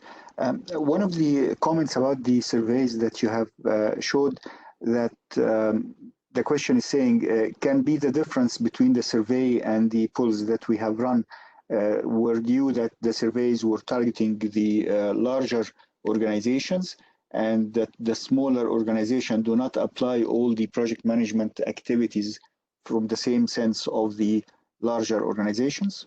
That's a perfect, nice interpretation. And this can be really one of the most important factors that makes the difference, because invitation usually for PMI surveys, or even for the surveys I have done myself, the 3 surveys I have done myself, I target very high caliber professionals in. It's not common. It's not the average sample size. It's usually connections are working in high organizations. Yeah. Yes, I agree with the interpretation. Yeah. Okay, that's great. We have a question about the benefits, and let me read it for you. It's saying that can the project manager propose the benefit analysis and agile approaches if the sponsor or the top management is not well aware about them? Is the project manager the one who should perform such analysis? So it's talking about really about the project manager. Should he be proactive, or should she or he, doesn't make a difference, should be more proactive, or even if the sponsor or the top management do not know about the agile and the benefit analysis, should we try to introduce this? There is two aspects of this. First one is, of course, it's good for you to share knowledge with him, to try to sell the good concepts to him, try to update him and make him give him knowledge about what is the good practice. If you give it with references, with good references, this is what PMI says, or this is what the PMBOK said, or this is in a survey published by BWC or whatever company. So if you good evidence of good practice, it's very helpful to make them start hearing to you. If you can translate it or quantify it into clear benefit for them, what's in it for them? If we do this, what's in it for you as a sponsor? What's in it for you as an owner? This will get their attention. So the first step, try to sell it to them. The second step, you can still within your area of jurisdiction do some agile practice without avoiding or clashing with the company rules. You can still do something. If you do a stand-up meeting, for example, with your team, anybody will make a problem for you? If you have a team and you decide to do a stand-up meeting, if you try to do a Kanban chart or any information radiator. So within your area of jurisdiction, on the other hand, you can do some agile practices. But first, of course, try to, if you get support from sponsors or owners or CEO or C-suite, that will give you more success. Okay. Due to time constraints, we'll answer the last question, and it's talking about the non-technical project manager. Which sector can, or career opportunity can a non-technical project manager find? And I believe this is an endless discussion about the project manager. Should be an engineer, or should be a specified technical background? Yes, this is an old new question. Is the project manager should be an SME or not? Should he be a subject matter expert or not? If you are managing a construction project, you should have construction background. If you are managing an IT project, you should have IT background. I have two answers, actually. Yes and no. Okay. Actually, no one disagrees that it's better. If you have the knowledge and the subject matter expert of the area of industry, of course, this will add value. But the question is, can you or you cannot? I have seen this maybe 20 years back. I will share one small thing that happened with me. One 10 years and one 20 years and one recent year. So I'll give you 3 examples. So it's the last question, so I will try to talk a little bit more. So sure. I was working when I first graduated with an international company. We were the contractors, and we were enforced to have a top level, very big name as a consultant to support us from the contractor side and project manager. Our project was purely infrastructure. And then we found that the American person that came, 60 years old person with full last 10 years working in airports. So the first thing we said, what is this? How can you bring us someone? We are doing pipelines and culverts and tunnels and pump stations. Why do you bring us a project manager with airport background? And later on, we understood the difference. He's not a construction manager. He is a project manager. His job is to address the project management, the time schedule, the cost, the contract, the communication with stakeholders, the risks. And he have done it very successfully, and we learned a lot from them. Then I did not really, was not totally convinced. And then I was attending a course, and one guy was giving us a course, and he said, a project manager does not have to be a technical expert. And I said, how? I started arguing with him, and later on I understood why. Because you are not required to do this. You can manage any project provided that you have in your team an SME. So I did manage IT projects, but I had to have within my team subject matter expert in IT. Of course, if I am myself, I have an IT background, that's better. No one argue with that. But the question, can or cannot? Yes, you can, provided that you have SMEs within your team. And you are a professional project manager. That's great. Well, thank you very much, Mr. Mohamed. Unfortunately, the time is up, but we are still waiting for the future events. And I believe many of the questions here are potential future events that we will be happy to listen to you and know more from one of the gurus in the project management.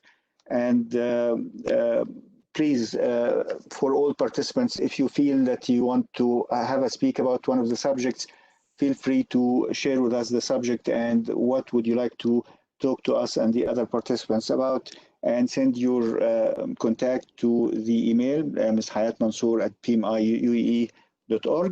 And please follow us and stay tuned to our coming events. This event is recorded and it will be uploaded to our website very soon. Thank you very much again, Dr. Mohamed, and we really appreciate your insights today. And thank you for all the participants for your valuable time, and we will see you soon in future webinars. Thank you, Dr. Mohamed. Goodbye, everyone.